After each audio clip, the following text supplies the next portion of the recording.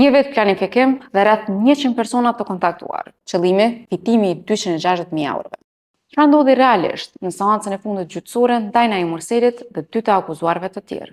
Gjykata e Prishtinës mbajti sot seancën përfundimtare për vrasjen e Liridona Ademajt, ku dëgjuan argumentet e fundit para aktgjykimit. Deri në momentet e fundit të këtij procesi, Naimi vazhdoi të mbajë qëndrimin e tij mohues. Ai u betua para trupit gjykues në 2 fëmijët e tij, duke deklaruar se nuk ndodhej në makinë kur ndodhej ngjarja dhe i quajti akuzat ndaj tij si shpifje. Mbrojtja e tij shtoi gjithashtu ankesën se atij nuk ishin marrë rrubat atë natë për të vërtetuar praninë e mundshme të gjurmëve të barutit. Megjithatë, prokurori i rastit, Javorka Perlinçević, ishte e prerë.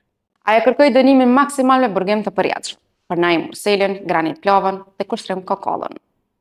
Prokuroria e cilësoi Naimin si një njeri që luajti rolin e bashkëshortit të pikëlluar, por që në të vërtetë ishte xhelati i këtij krimi. Sipas akuzës, motivi kryesor ishte përfitimi nga një polis sigurimi jetësor në Suedi, me vlerë prej 260.000 eurosh. U ritheksua se Kushtrim Kokalla shërbeu si ulëdhëse me ekzekutorin Granit Plava, i cili e pranoi krimin për shumën prej 30.000 eurosh. Avokati i familjes Ademaj, Leo Tremsyla, e mbylli fjalën e tij duke theksuar se ky plan ishte thurur me kujdes prej 1 viti të tërë. Ai nënvizoi se gjatë kësaj kohe ishin kontaktuar rreth 100 persona të ndryshëm, në përpjekje për të gjetur dikë që do të realizonte këtë skemë të errët, derisa u arrit marrëveshja me ekzekutorin. Tashmë, çdo gjë mbetet në duart e gjykatës. Vendimi përfundimtar për këtë rast do të shpallet të martën më 21 prill në orën 13:30.